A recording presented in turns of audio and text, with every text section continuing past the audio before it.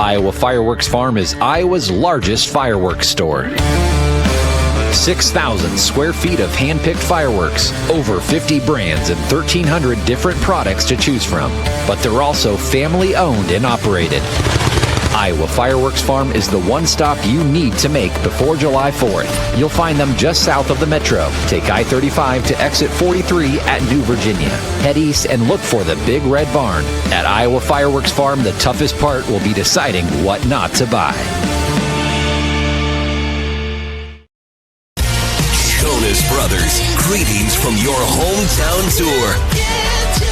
Playing at Casey's Center October 5th. Get tickets now at HighVTix.com. Scott Dochterman. Chad Leistikow. Together on one pod, talking odds and all things Big Ten. Powered by GameDay Men's Health, with locations in Ankeny, West Des Moines, and North Liberty. From the Channel Seed Studios, this is Legends and Listeners. Exclusively on Iowa Everywhere. Hey, Hawkeye fans, good to be back. Big Ten fans, Iowans everywhere. It is party time. The music's rolling, Scott, because this is episode 100. Number 100 of Legends and Listeners here on Iowa Everywhere. All 100 episodes coming to you from the Channel Seed Studios as we are on this Thursday morning. Chad Leistikow of the Des Moines Register here with you, along with Scott Dochterman of The Athletic, as always. Scott did a great job pinch hitting while I was on vacation last week with the great Pat Angerer. But glad to be with you guys. Glad to be with you, Scott. And I guess we still feeling good about this partnership here, 100 episodes in. 100 episodes in. Who would have believed it, right? No, almost 2 years now. I know. I'm glad you kept track, because I lost track after about 5 or 6. But you've kept a really good count there, Chad. But I'm interested to know what you think of the New England Seaboard area. You're up in Maine. Yeah. What was it like? Yeah. So never been to Maine before. Lobster. I love seafood. I love shellfish. And actually, by the end of the trip, I was actually kind of sick of lobster. But it was like, it's crazy how much less expensive it is there. I mean, it's like we asked, so first night we went out for, to get lobster or whatever. We were like, okay, well, let's just even got to do it. We're in Maine. Like, this is where lobsters, like, it's the big producer of lobsters. And it's like, you see market price on there, you're like, oh boy, what's it going to be? And she was like, it's like a lobster dinner. You get like 2 sides, corn on the cob, like all this stuff. $25.95. That was market price. And I was like, what? Seriously? Like, you're talking about the lobster dinner, right? And so, yeah, like at that price, you can't not get lobster, right? And it's fresh. So, yeah, it was great. Beyond that, like, it was... enjoyed like the coastal towns. Acadia National Park was definitely the highlight. That's what we were kind of going for. We like to hit kind of a big national park every year, at least one. So I don't know if anyone's ever been out there, but it's definitely really high on our list of favorites as a family. Yeah, if I go to any national parks this year, it'll probably be like Effigy Grounds or Mounds. I mean, Northeast Iowa. That'll probably be about it. But I've been to Maine once. We were, my kids were at this cartooning camp college in Vermont, and my wife and I took a day trip over to Maine, to the coast, and had lobster. And probably the most memorable thing was, I drove over, she was going to drive back, I was going to relax, and then we got a bottle of wine, and I only had 1 glass, and the bottle was gone. So I figured I'm going to be the one driving back, and it was, but it was fun. But a beautiful area. I'm glad you got to go. Yeah, and it spurred. I had an interview with Kirk Ference very recently, and but I got to go through Maine first, and I got to see the town where he coached, and so it led to a pretty good story that posted this morning on HawkCentral.com on Ferentz's 3 years in Maine, how it kind of shaped him. So it was pretty fun. We're going to talk a lot of football in this episode. I think all football, actually. I think that's the plan anyway, Scott. And, football season is around the corner. We got a lot of little topics to hit, and it's going to be fun. Football season's coming because it's July, and we just got the list of players revealed for Big Ten Media Days. 54 of them this year, 3 for the Hawkeyes. Iowa makes its choices, Scott. 2 non-surprises, I would say. Logan Jones, Ethan Hurkett, and then, a little curveball there with Cohen and Tringer. 1 career start. So what do you make of kind of that collection of 3 there, Scott? As you said, Logan Jones is one that, he was going to be automatic. He'd be number 1 on any list as far as who we take or who Iowa takes and who we get to see at media days. And it's always kind of funny because when you hit this part and we would talk about it on the radio, who's Iowa going to take and why, and people would complain about it and stuff, which I'm like, just let it go. But in this situation, it's interesting because they have, the last couple of years, the coaching staff has not been part of it. It's all leadership council. So that's different, and, Kirk said a story. Somebody's parent got mad last year because their son wasn't going to, media days. And he's like, no, leadership council decided to vote on it. So he felt good that he didn't have to take any kind of, get in that argument or whatever anymore. But out of these 3, yes, Cohen and Tringer is a surprise because of his, lack of starting experience. But is he a surprise by what everybody thinks of him? No. Right. He is highly thought of there at Iowa. Mm-hmm. He's a potential breakout performer, I think, for the Hawkeyes this year, and his work ethic is off the charts. I mean, all you have to do is watch that play against in the Michigan game as a freshman when he chased down the punt return. He screwed up, but he didn't quit on the play, and that's one of those teachable moments that high school coaches around the country will use to say, see what this guy did, you can do that too. That's all effort. And we may be seeing that play in 9-10 months on NFL draft videos. He's a redshirt junior, but certainly he's got a chance to break out. And hey, there I am on the wow. Look, that's before the tee. That's before the tee, I think, kicked in. So I'm down some poundage from that photo there.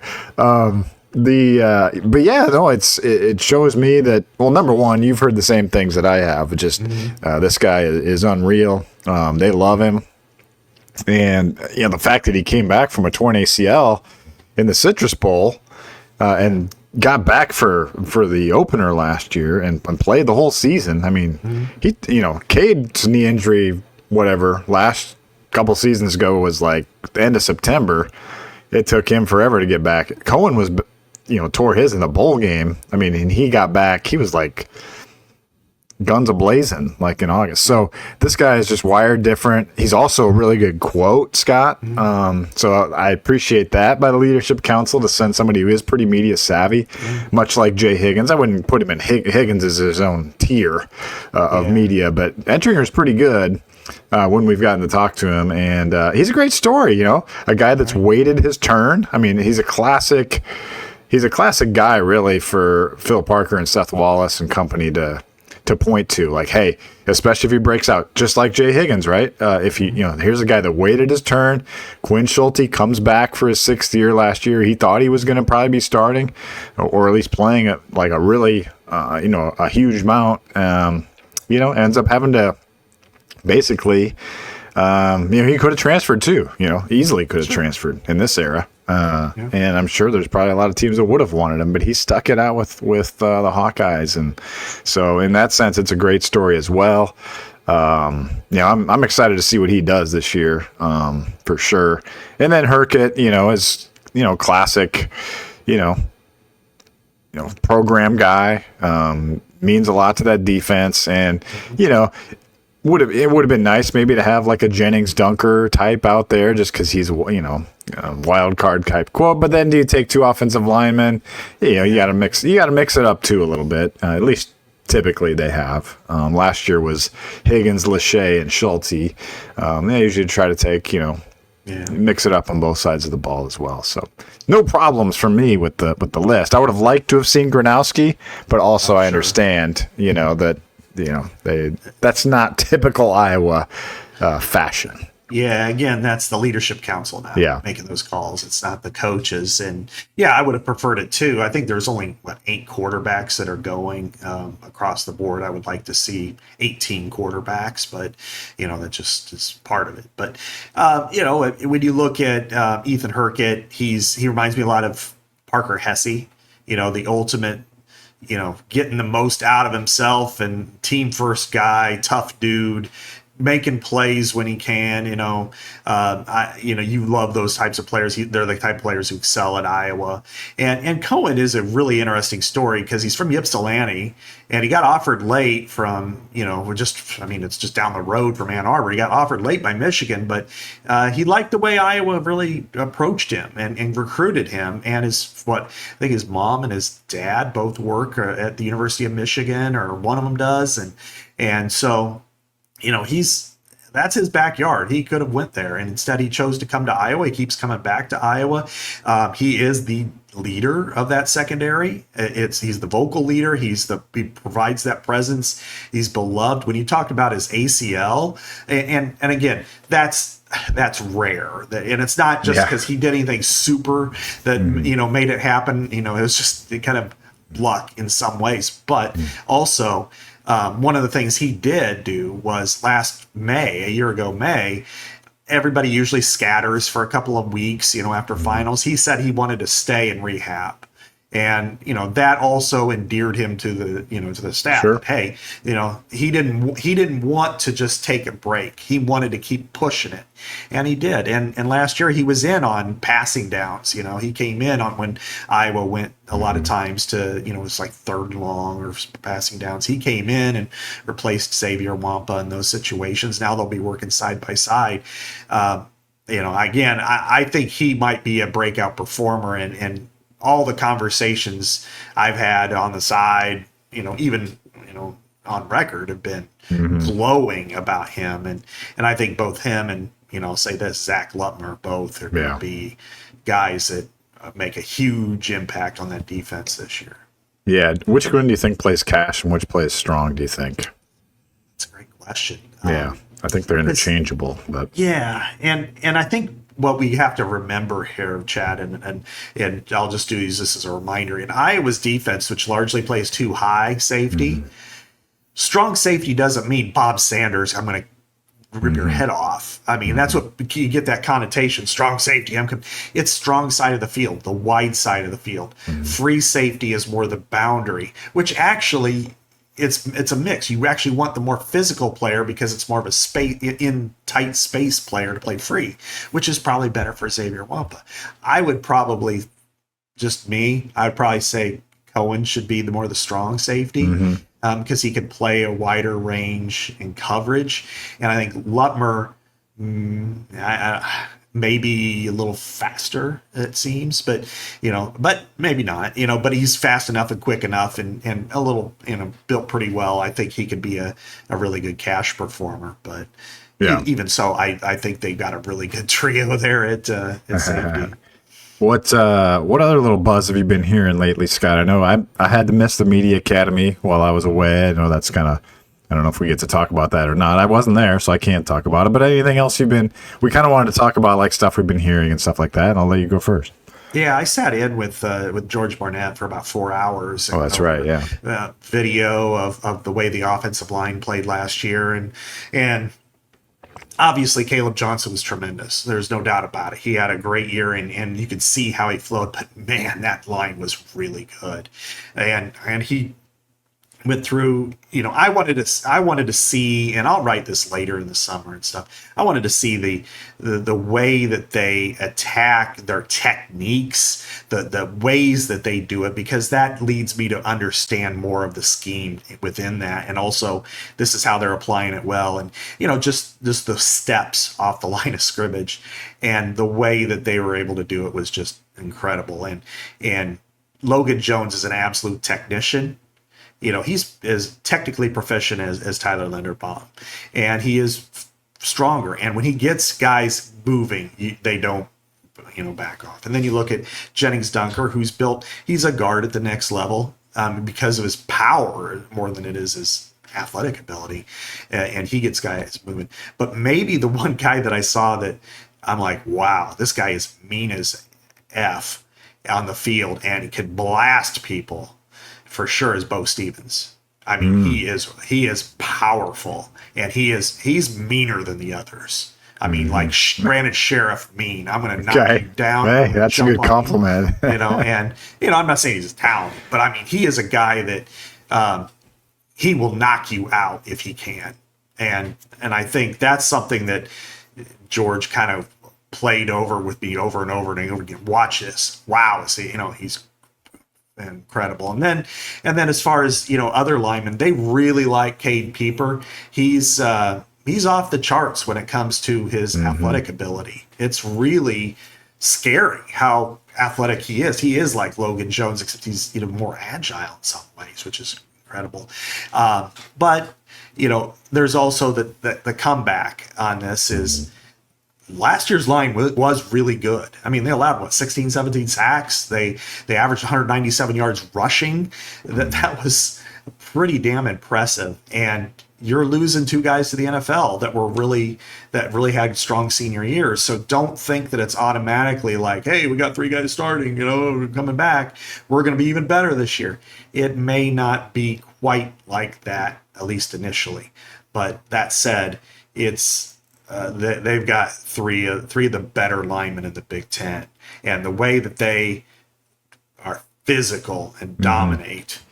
And the way Kade Peeper is going to come in, and he may not be Connor Colby physically yet, but attitude-wise, he's on par with the others. They're going to be really good. Yeah, I do feel like Mason Richmond, especially, maybe was underrated during his time here for sure, and we got to know him really well over 4 years of starting, and he was an absolute treat to talk to, and an athletic guy, a really solid player, and so I'm excited to see how he turns out. But yeah, Peeper was the guy I was going to ask you about what Barnett said about him, because that's the guy I've heard great things about in terms of just I think it was Stevens actually that told me just how he can get in. He made a Tyler Linderbaum comp, like where he can get in weird positions like Tyler could, and still like make the block. Like you would think a normal offensive lineman, get off your feet, get off balance or whatever. But Peeper is able to execute that. Even if he's out of position, which I think will actually help him a lot if he's started, which I think he probably will start, is my guess. At right guard, as a redshirt sophomore. Yeah. And so interested to see. I think. From what I understand, and Barnett probably told you this too, that he really likes his depth there too. Like their depth is growing there, and so he's done a great job with that room. I was really skeptical his first 2 years, but I think the more you understand the picture, the more you understand that he's a good fit there on the O-line, I think. I mean, I think he took a lot of heat for a little while when they were struggling, but I don't think it was his doing. I think it was just the youth. Yeah. Yeah. I mean, man, just look at the players that are throwing in there, and there's a lot of blame. People talking about, see if Doyle was there, would it be better? I mean, when you have Alaric Jackson and Tristan Wirfs and Tyler Linderbaum, I mean, you're talking about 3 NFL starters, Pro Bowlers, guys who are getting paid, multi-millions, and Linderbaum will join that posse next year. I mean, you don't just replace those guys. I mean, you don't just remake them in the weight room. It takes time. As they say, it's not you can't microwave linemen. It's true. And then when you had that 18-19 group that just flamed out, there were injuries, and then there were other things. And then, even guys like David Goff, it was a 4-star that they beat Michigan and Ohio State for. They thought that was their left tackle of the future. And, he wasn't able to complete his tenure at Iowa. And so you have that, and it's hard to blame the offensive line coach, because when you're plugging in somebody, Mason is probably going to be a guard at the next level. I don't think that's any surprise. And then Connor, they wanted to be a tackle, but just didn't work out there. So they had to do a lot of moving around, and ultimately it panned out. And I mean, Jennings Dunker's a guard, but he's going to play right tackle, and he's very powerful, and he'll be really good at the next level. But here's some numbers that I have on Kade Peeper that's going to blow people away, especially for his age. And remember, he was going to be a defensive lineman going to North Dakota State, and then Iowa plucked him in to play offensive line. He holds the program record 4.13 for fastest pro agility among guards. That's short shuttle. He also holds the vertical jump record at 37.4, which is higher than a lot of wide receivers at the combine. And he also holds the program for 10-yard program dash at 1.52. So among offensive line, that is off the charts. And we're talking about obviously some NFL all-pros that have in that room.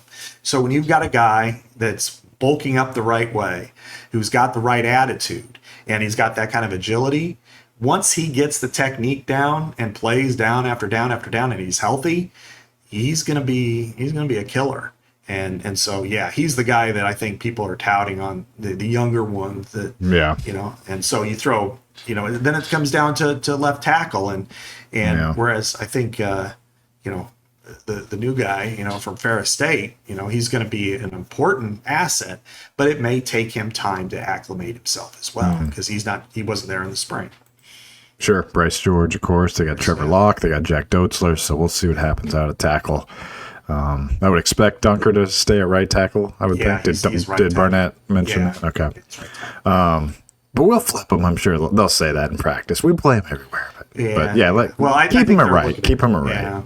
I think they're looking at probably Dotzler being, and he got worked over pretty good in the spring, and George admits that. But I think, Dotzler's a guy that they have a lot of faith in. They think he's really improved. They think Leighton Jones has taken a lot of steps forward, and Myslinski's finally healthy. So there's another guy that he's entering his last year, but it's like this kid is wired as the team guy so well. It's going to serve him great later in life too. Yeah, well, that's one of the reasons I'm pretty bullish on this Iowa team is the O-line. So if they can stay healthy, that's good. Did Barnett say anything about Dunker's health? I know he had the minor operation in the spring. No, I didn't. He didn't say anything. That's fine. But they're usually guarded on that stuff. But in another conversation though, they're really high on quarterback Mark Gronowski. Okay. Well, hey, that's a good one to be high on. Yeah. Yeah. And it's not as much about throwing yet. That's and I know our friend Tom Kakert had Tim Lester on, and we listened to that, and I know you have too. And with Chuck Long, it was a really good podcast, so I'd recommend you guys listen to it, especially over the 4th. And said first couple of days were a little rough, and then all of a sudden it was like, okay, boom, he met that standard. But a couple of things they said is you don't realize how big and thick he is until you stand next to him. He's like 235, but he's also straight ahead faster than Sullivan was. Not as quick, but he's straight ahead faster.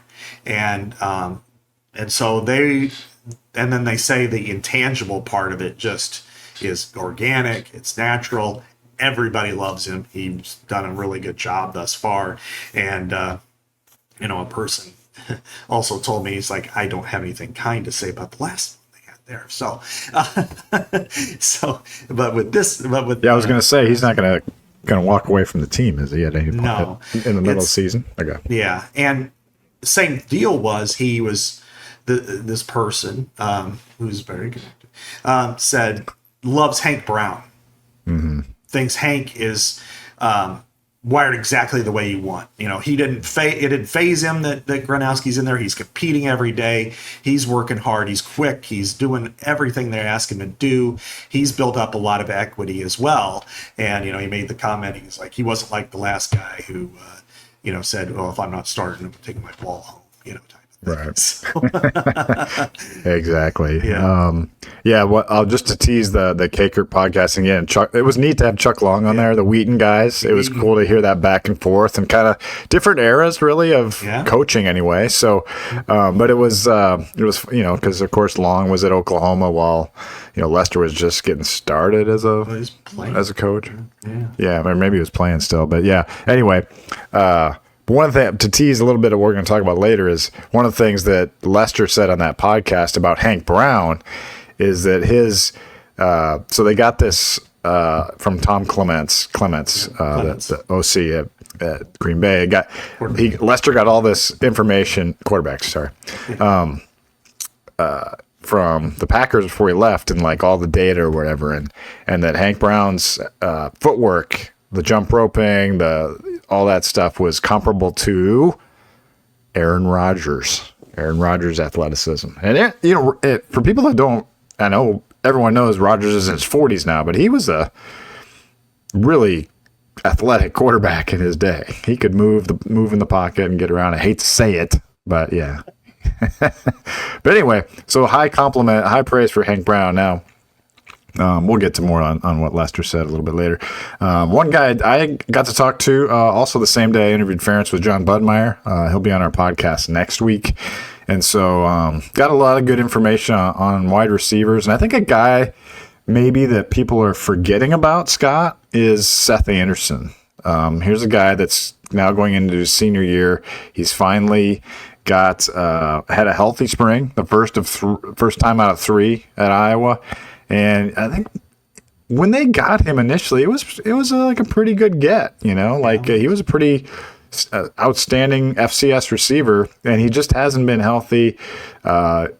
Lester said on that same podcast with K-Kirk, he's figuring out the offense now too, and he's got some speed. And so, and he's got some decent size as well. And so, just talking to Budmeyer a little bit on and off the record, I think Anderson's a guy I have sort of, I don't want to say brushed off, but I've been thinking about Reese Vanderzee and Caden Weechin. What are they going to do with him? And here comes this KJ Parker, and but don't forget about Seth Anderson. I think that's a guy to keep an eye on, and the receiver that I've been hearing about. Yeah, sure. And another guy that I've heard, has taken that next step is Reese Vanderzee. That he was actually a very difficult matchup in the spring for Iowa's defensive backs, which is a good thing, and it also is a concerning thing at times, sure, for the defense. But look at it from the positive side, that you've got a very athletic 6'4" guy who was injured in the summer, which is why he didn't play baseball. Comes to Iowa and becomes the first, true freshman in the Ferentz era. So my guess is probably first true freshman ever to walk in and start a game, at the University of Iowa. And he had, 2 touchdowns in week 1? And, it was, one of them was just this back foot throw, jump, pop, fly. Yeah, it was a jump ball, yeah. Yeah, that he grabbed. But 6'4", 210, physical. Playing the X is exactly the size you want, is the athletic ability you want, and if he's polishing his routes, you throw him out there. Yeah, that's exactly what you want. And then you have Seth Anderson, which would be a real surprise. Sam Phillips, which I think he's kind of easy to overlook too. But he came in, and it's like, he's not able to play. So okay, Jacob Gill had a nice year last year as kind of the go-to guy, the glue guy out there, and Caden Weechin, and KJ Parker's got a lot of praise too. Like, they really think highly of him, and that he really did some damage to the scout team.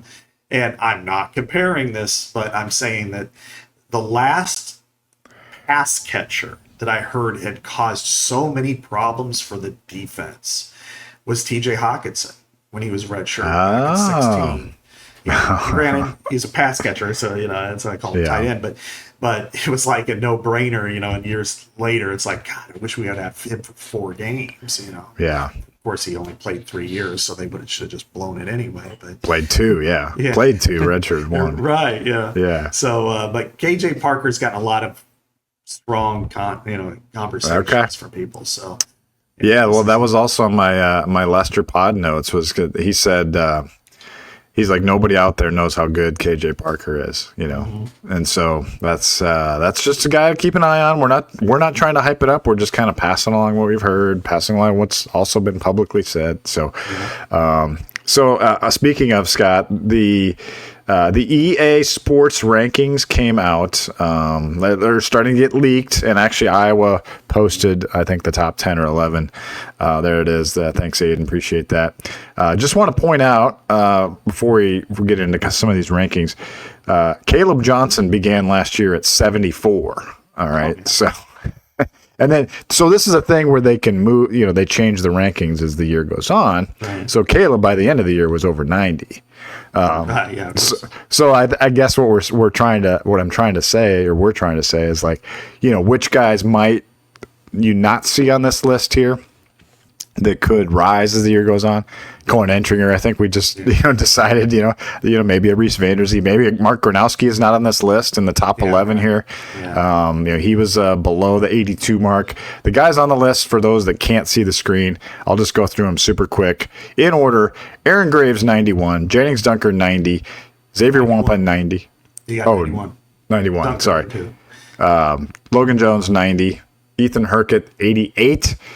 Kamari Moulton, Reese Dakin, and Drew Stevens at the 85 mark. Edison Ostringa 83, Max Llewellyn, and TJ Hall 82. So that's what whoever puts these together. I think the most what was most interesting to you out of that list of 11 there, Scotty? That list of 11 there. I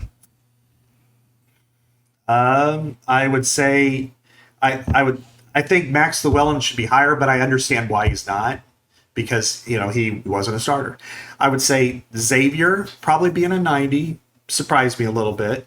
And it's because of body of work. That, we know he's a 5-star and he's got all the talent in the world. And I expect him this year to be, his best year by far. But, that's pretty high, I thought, for him, I would say. And Logan Jones was a little lower than I thought he should have been. I think he should be a 92 or 93. He's the best center in the country, and it's not close. I mean, he's an elite player, and I think he should have been a little bit higher. But I got some other guys on the list that I would really push for. But I want to hear who you think is on this list and that needs to be either higher or lower. Well, first of all, it's kind of funny that 2 of the 11 are specialists. It's actually fitting, right? I mean, they do have one of the better punters and maybe, arguably the best most complete kicker in the country in terms of distance, accuracy, kickoffs. I mean, Drew Stevens, if he keeps his head on straight, he could be in the Groza conversation this year. Sure. Unless Mark Gronowski just throws touchdowns and he just never kicks a field goal, right? But I think I would say Herkett's probably a little high. 88 is probably a little high for him. He's more of that's not offense to him. He's just not that dynamic edge guy. I mean, Llewellyn, I would flip spots probably with him and Llewellyn. I would say Llewellyn is more of an 88. I think he'll probably get there by the end of the year. And then, the guy's not on the list. I think Gronowski was him and Entringer were the two obvious ones that weren't on the list to me. That just because we've heard about Entringer. I mean, I think Entringer is just going to go up. Yeah, I think Gronowski will too, to be honest. Oh, for sure. Yeah, absolutely. I mean, is Vanderzee on there? I don't think he was. No. Yeah, see, he'd be one for sure. As I talked earlier about Bo Stevens and one other guy I should get back is Trevor Lauk has really come along, and he's probably going to be a key rotator. But if there's one player that I think that might just jump out and all of a sudden poof, go forward, and this is on defense, it's Bryce Hawthorne from South Dakota State. He was a steal in the portal. By all accounts, this guy is he could end up starting, or he could end up playing starter reps this year. He's a guy that they that they got, and then it's like, oh wow, do we find something here? So I could see him end up on this list as well, along with the others. And then we don't know about linebacker yet. So right, Carson Shire has a ton of talent. We've heard that for every year. If he can stay healthy, he gets the opportunity. Maybe he's on there. What about a Preston Reese, who's just obliterated records this spring in about every category. I mean, oh my God, his records are just off the charts. So maybe he sneaks in at some point if he can get in the starting lineup. It's fun. I mean, TJ Hall is at 82 is a little bit surprising, I think, just because, again, it's not like he has a stellar body of work, but yeah, Zach Lupmer probably would. Again, that's stuff we know that the EA Sports guys don't necessarily know, so you can't really fault them. But how about Aaron Graves being number one? Yeah, he's your JJ Watt guy or TJ Watt. I can't remember which one you compared him to, but it's one of them. Yeah, Max Crosby, I think he was. Yeah. Okay, but just to hype Preston Reese up a little bit, quarterback in high school, right? Remember, he's also has this squat record now at in 630, but then he's also got for his position group the record for the vertical at 41.4 as a linebacker. Unbelievable. And the positional record for 10-yard dash at 1.45. So, again, linebacker. I would say Ray Braithwaite's doing his job. Maybe. Yeah. I think he's done some good things there, and people haven't respected him enough. And Preston Reese is showing that, here's a guy, again, who's awesome at Monticello as a quarterback, basketball player, and all that, is really taking off. And he, at a minimum, he's going to be on special teams and be playing a lot. Yeah. But who knows if he's on the EA Sports thing. But I may be ahead of myself on that, but I think he might be at some point, maybe next year. Well, fun topic there. One last thing before we get to transition to the next phase here of the show is we both had our Kirk Ference sit-downs. I know you touched on it a little bit. You wrote about it. I read your story before I talked to Kirk. That was really helpful, actually. So I just figured we'd just go through, kind of our impressions of Kirk as he hit. I mean, today, it's July 3rd as we air. He turned 70 in 4 weeks, Scott. So what are your impressions of where he stands, I guess, in his tenure?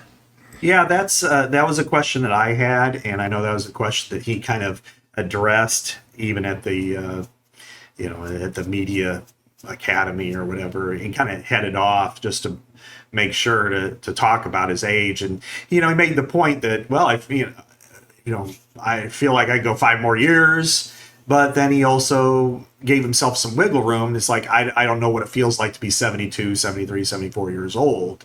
And so, and then he kind of got human for a minute and was like, 70, how did I get there? I feel like it was just my 40s and 50s. So that's like everybody, both of us just turned 50 not that long ago. And it's like, how did I get to be 50 years old already?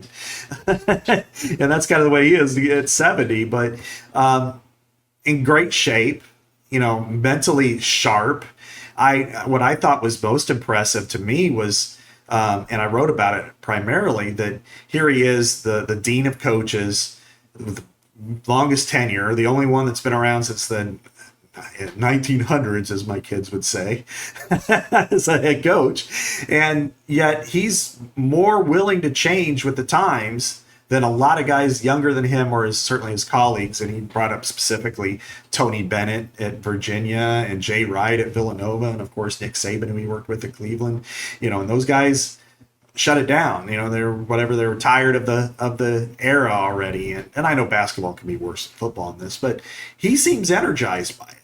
He seems like he likes it. And where he went vulnerable with me was right before the Music City Bowl, when they beat Kentucky. That 1 week, all of a sudden, there's like 6 or 7 or 8 guys that hit the portal, which certainly isn't unusual.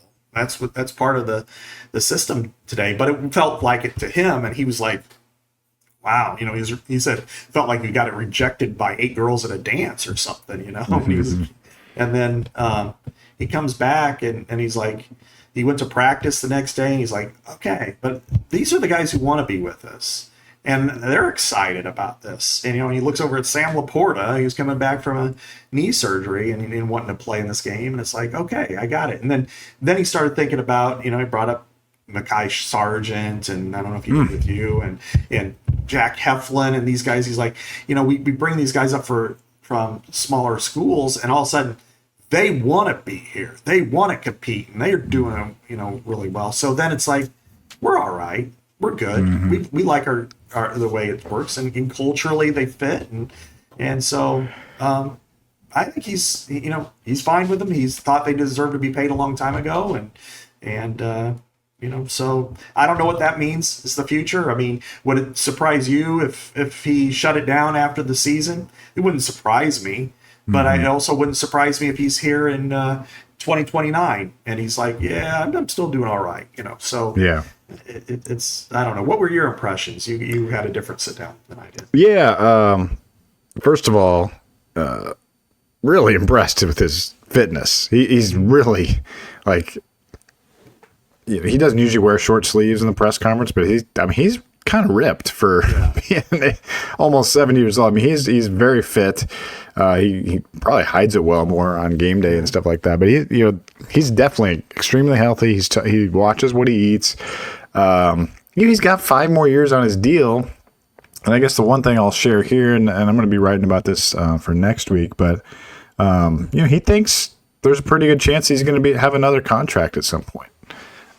Which, that's probably, maybe that would come as a surprise to some people, but in today's world, it makes sense, but, until you want 5 years on your deal or whatever, but that's where he's at now. He's only at 5 more years. So, I think when he signed that extension, after the 21 season, I'm trying to remember. Yeah. Probably thought, oh, wow. The 29th season, that's so far down the road. He'll never make it to that. But now you're starting to think, maybe he could. And, he does he's got a good infrastructure right now. Now, I don't know if, all these guys will stay with him for another 5 years. So many guys are, on the cusp of really big opportunities. I mean, Seth Wallace for sure. You could probably, LeVar's had chances to go. Obviously Liddell, just did. You got to think if the Iowa offense does some things, that Tim Lester is going to be highly sought after, both at the NFL and college level, probably. If Iowa does anything. So now it's just a lot to think about. But I'm just impressed with how just like you, I'm impressed with how he's adapted constantly to the times. And I thought your story was really good about that. Just about how he's and your show with Pat Anger last week kind of talked about that. So good stuff. Yeah, I think in his case he's got good team numbers, and I think what made me feel good, and it kind of leads into our sponsor here, is when I was standing there, I got there, and Kirk, first thing he said goes, "Holy smokes, you look good." Like, thanks. How much have you lost? I said, about 50 pounds. He's like, really? How'd you do it? And I said, well, I go to GameDay Men's Health in North Liberty, and the testosterone shots are just been great for me. And Pat talked about it too last week, how they've helped him, not the same place, but and I said, I work out more, I feel more energetic, I watch what I eat better, and he's like, wow, I'm really impressed. So GameDay Men's Health in North Liberty is really is even the head coach of the Hawkeyes noticed it with somebody like me, some old dude. So imagine what they can do for you, out there. Yeah, that's awesome. That's a good testament to what GameDay Men's Health has been doing. I was actually in there on Wednesday. That's my usual day. Back from vacation. I got back in there after a week where I had to have my wife give me the shot. They said that business is going great. They're looking to. They've expanded their hours in my location. They're looking to expand potentially locations. So, appreciate all of our listeners. I hope you have continued to enjoy your time with GameDay Men's Health. Their testosterone replacement therapy has been really great for me. And hey, I don't even need to say it because Pat Anger did last week. He said he's been on the tee for several years and made a world of difference in his life. So Exactly. while he wasn't talking about game day specifically, it's that testosterone replacement therapy that can help you feel like you're in your 20s again.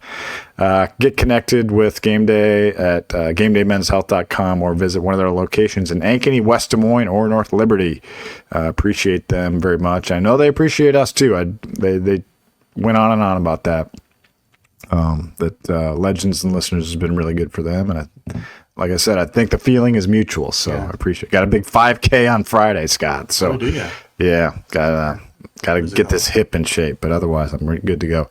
Like the Firecracker 5K. It is like it's a 4th of July thing. I can't remember what it's called, but it's over in Waukee. So if you see me out there, everyone, say hi and don't trip me or anything. So what else is on the list? I've got a little bit happened while I was gone. Iowa lost a quarterback commitment, Scott. Cash Herrera flips from Iowa to Indiana. Iowa also did pick up probably the star of its 2026 class so far in Julian Manson. Not necessarily a huge surprise, but also a big get at linebacker. Yeah. What was your reaction to that Herrera news? Because that's a Big Ten. We're a Big Ten pod, so that's a Big Ten flip there. Yeah, going from Iowa to Indiana it's one of those where you have to pay attention. It's not because it is within your conference. It's a team that they're playing this year, and it's going to be a really big important game, which we've discussed previously. But they took our quarterback. What's going on here? And I don't know. I got vibes throughout the spring that it wasn't like this. They were kind of like not in love with each other very much, that Iowa was still looking around at quarterbacks and trying to get involved with them. And, of course, one, Peyton Falzone ended up, first committing to Penn State, then decommitted from there, and now is at Auburn, and I'm sure he'll decommit, go somewhere else before the signing day. But honestly, this is a weird era. And with as much... And I know, again, we bring up Tom's podcast there with Tim. As much turnover as they have and as much youth as they have in that room, I think it pays off for them to be patient right now at quarterback. When you have Jeremy Heklinski and you have Jimmy Sullivan and you have Ryan Fitzgerald, who's not your typical walk-on quarterback. This is a guy that could go on scholarship to the MAC. And, there have been better quarterbacks in the MAC than there have been in Iowa in recent years. And I think you have those three. Iowa could just be patient because there's going to be decommitments at some point in the fall. There's going to be coaches fired, and all of a sudden quarterbacks are going to be scrambling. Keep your eyes out there, see what's up there. And if you don't get one, granted you want one, but if you don't get one, you'll survive. You'll be okay. And because you have all this youth here, if you can provide it, you can keep it.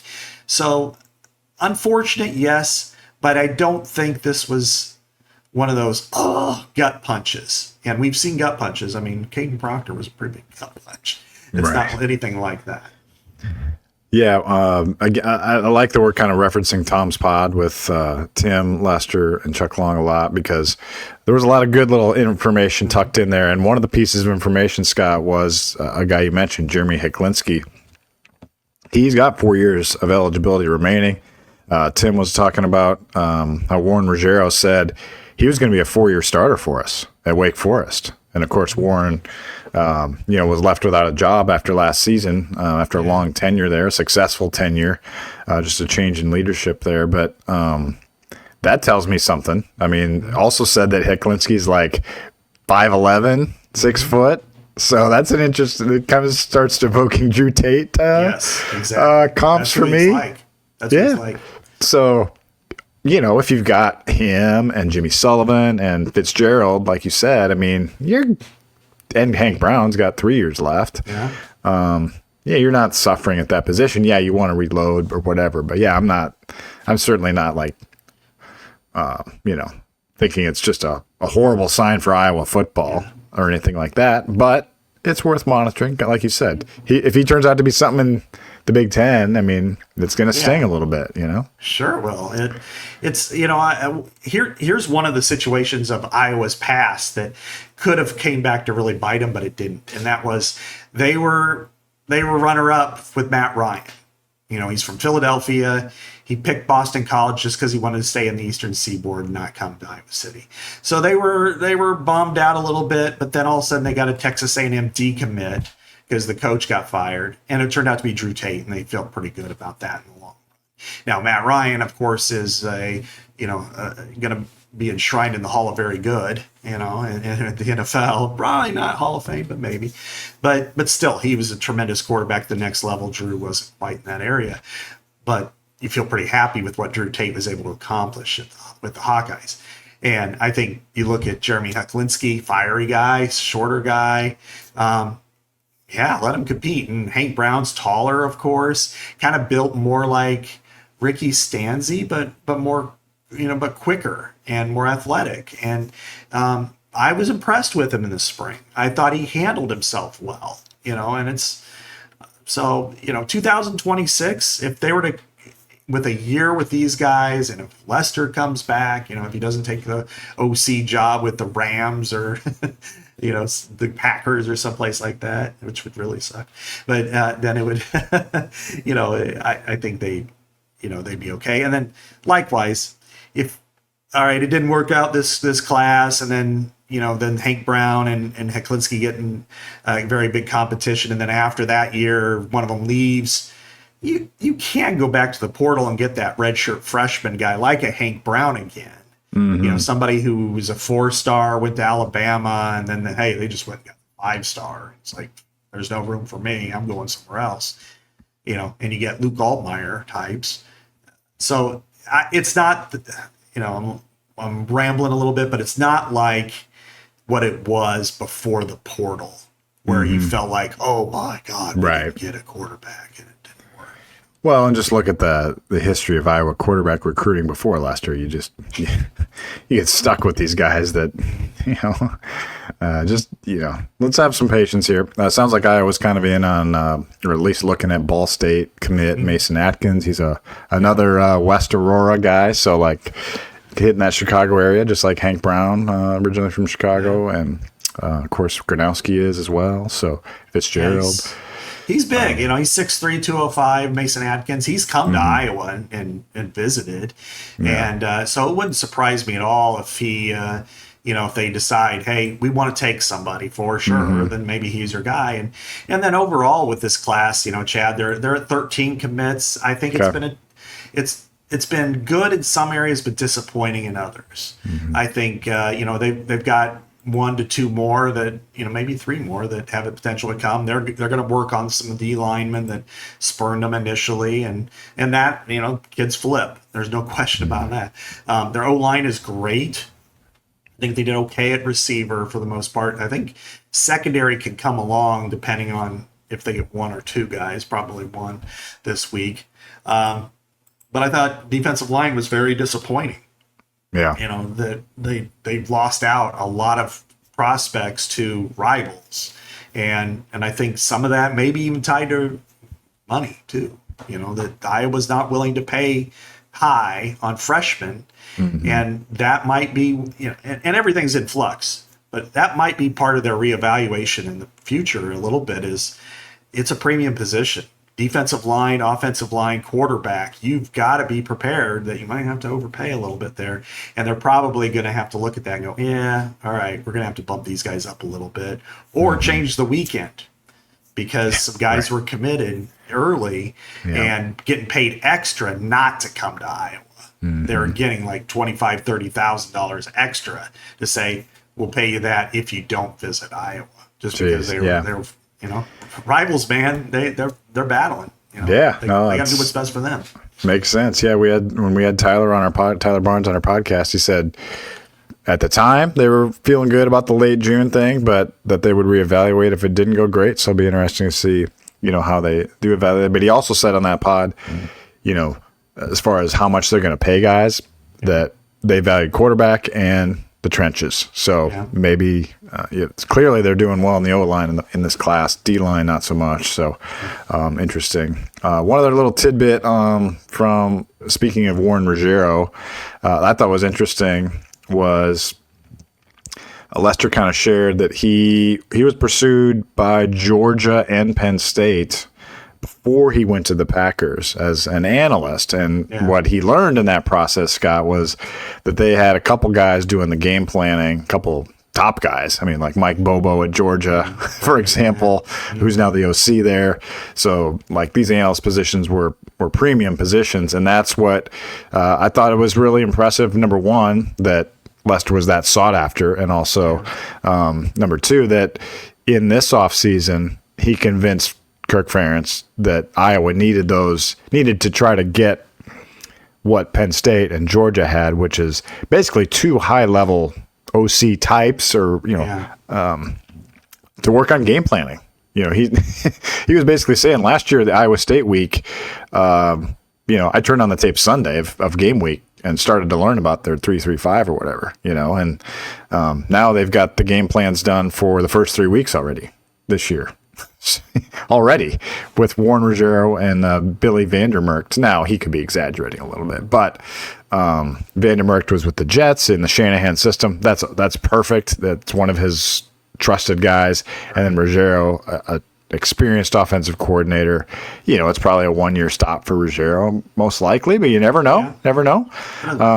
But it just seems like it's a really, really smart move that maybe we haven't spoken about enough, especially, Billy Vandermerkt, I don't think I wrote a story about him, and he could be a really valuable weapon there. So I thought that was just a really interesting little nugget that Lester shared, about how he would, I think he was probably more sought after than people realize, and also these two guys could really be helpful for his whole operation. It allows him to work with the quarterbacks. Right. That's great. Well, exactly. And the system, people want to complain about this new era. This new era has really helped out Iowa in a lot of ways. And this is one of them. That now, like this spring, you didn't need him on the road, and you were able to use Tyler Barnes, who, recruiting is his forte. And you just had to do it on campus basically before. Now he can go out and really pitch that message. And likewise, Chris Polizzi was on the road. He's an analyst, but he's experienced. He was at Iowa for a long time. He was a grad assistant before, I think, and then he's bounced around a lot in different places at FCS schools, and you can use him in that area. And then now you can advance scout, because it is such a, when you're playing in the Big Ten now, you're talking about 18 teams, and you're trying to get 1 week you're playing Wisconsin, then you're playing Penn State, then you're playing Oregon, and you need to get something in place before those games take place. So, and I think this is really smart. Veteran guys understand the system, understand the Iowa system. Omar Young is also well-versed in the Shanahan style of play, and they're speaking the same language, and that's always impressive. So I think overall you've got quite a bit of talent there, and I think they're handling it the right way. And Kirk didn't want 15 guys out on the field, and he wanted it to be kind of funneling to the position coach and not hear all these voices. But I think they've got the right mix here, because you've got veterans who can help. And, one of the other things, that Lester had mentioned was Warren will probably be on the sideline because he's a calming voice for the quarterbacks, and he'll still remain in the booth. And I think that's really good too. Yeah, Lester was funny. He's like, definitely in the booth. You can call such a better game in the booth. He said, when you see the guys in the NFL, on the sidelines, like that's just so they can get on TV and get a coaching job. You can definitely call a better game in the booth. Exactly. Which made me think Brian Ferentz was on the field except for his first year. So, well, for the first half of his first year. Right. As halftime, he decided to pound on the replay official's door and use words that aren't allowed anymore. I miss Brian. I do. I liked Brian. I like Brian. I like Brian. I shouldn't say I liked him. I like Brian. I like Brian. Yeah. I enjoyed my 6 hours of film study with him. Yeah, right. Time. Got to learn a lot, and a lot of it swirled over my head. But overall, Chad, I've come away with some really good impressions. And then the Media Academy, which of course was not on record, but it did kind of highlight some of the things they're doing, the studying that they did about paying the positions, and taking wide looks at the NFL, both from the teams that did it right and the teams that didn't do it right, how they paid, and then kind of tweak it to the way Iowa did. I know you talked to Tyler about that too on one of your podcasts a couple weeks ago, and but learning a little bit more and what they're trying to do, and I found it really impressive. I think they've got everything handled, and I think they've got a pretty good team. This schedule is going to be crazy for them. But if the defense coalesces and can be decent, they stay healthy, and if Mark Gronowski can be that guy, there's no reason why this team can't be very, very competitive, through the stretch run. Yeah, and if you want to get more excited about Iowa's offense, just listen to what Tim Lester said about the running backs on Tom's podcast, because we could have done a whole podcast on what he said about the running backs, and including a couple freshmen that you haven't really heard of much yet. So, I'm really super high on them, by the way. I bet, yeah. Kamari and TJ especially. He thinks they're both ready to break out. Yeah, and sounds like Xavier Williams is he got the Ray Rice comp, so we'll let you listen to Tom's pod on that the rest of the way. But I'm really as we close up here, Scott. I head into July here as we talked about at the beginning, where this is starting to feel real now. I head into it bullish about the offense, but I'm also, I think we're seasoned enough to know you still gotta see it. You see it, happen in the passing game, but I'm really encouraged by what we've heard about Gronowski, what you shared about Gronowski. I think the running backs, as Lester said, is just loaded. They're loaded at running back, and they really are. They've got 5 different guys that can do all different things. And the way he talked about using TJ Washington, that'll get you excited. Like an Alvin Kamara. Yeah. You just wish they would have done that with Tyrone Tracy. Yeah, exactly. Seriously.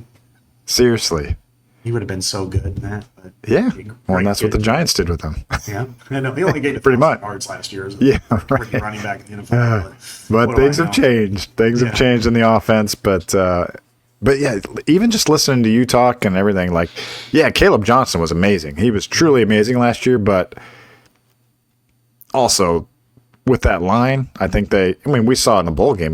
Moulton had a good bowl game. Yeah. Patterson had a good bowl game. I think Patterson had 74 yards on 9 carries. It was they peeled off some yardage too. They didn't have to have Caleb Johnson, and so I think if you got Gronowski, you've got a running game still, you got your old line still. The receivers are coming along. There's a lot to be excited about this offense, but again, we got to see it.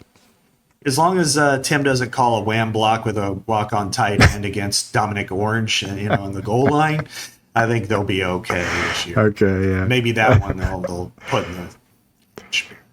Yeah, I think I would encourage. That's the one thing with Lester. I still I'm sold on Lester completely, but I don't have a good feel for I'd like to get a better feel, more evidence about just play calling. Crunch time, can he deliver? Because there's going to be a lot of close games this year if Iowa's going to have a good season. Yeah.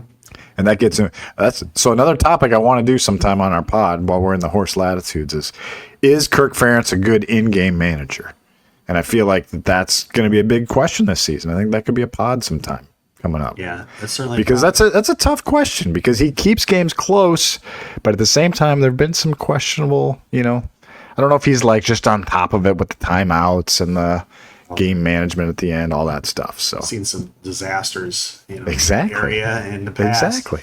And, so it's hard to say. That's with a good offense. 2010 against Wisconsin was a disaster in that area. And I would say they've been able to manage games without an offense and win, which is impressive. Yes, yeah, but they didn't win any big games. They won games, and that's impressive. But they got beat pretty decisively when they were playing good teams. Now, when you have an offense that should be much better, and a quarterback who can make plays, can you stretch games, or can you put the foot on the pedal? Because you can't go into 4-minute offense against, say, Indiana or Oregon. No, you're gonna have to. You not until you hit the 2-minute warning do you go into 4-minute offense. You're gonna have to be aggressive, and it means you're gonna have to hold on to your ass a little bit. You're gonna have to let it go, and you know, you may be up 3 points, you know, and it's 1st and 10 at your own 38. Don't just try to drain them of their timeouts and punt. They're going to come back and beat you. So, you know, that's exactly those are the things. 100%. I thought that in the bowl game, Chad. I thought there was, I think it was a point where it was like 4th and 1. They were past midfield, and the offense was dictating tempo, and he decided to punt. And I'm like, this is the opposite. You got to do the flip. Your offense is the one dictating tempo. Your defense is kind of on its heels. So, but anyway. That's topic for another day. Yeah, sounds like a perfect another podcast. So thanks. A great show. I thought that was all football. We packed it in. For Scott Dochterman, this is Chad Leistikow. We'll come at you next week from the Channel Seat Studios for our 101st episode. Thanks for being with us for 100. We'll talk to you next time. Happy 4th.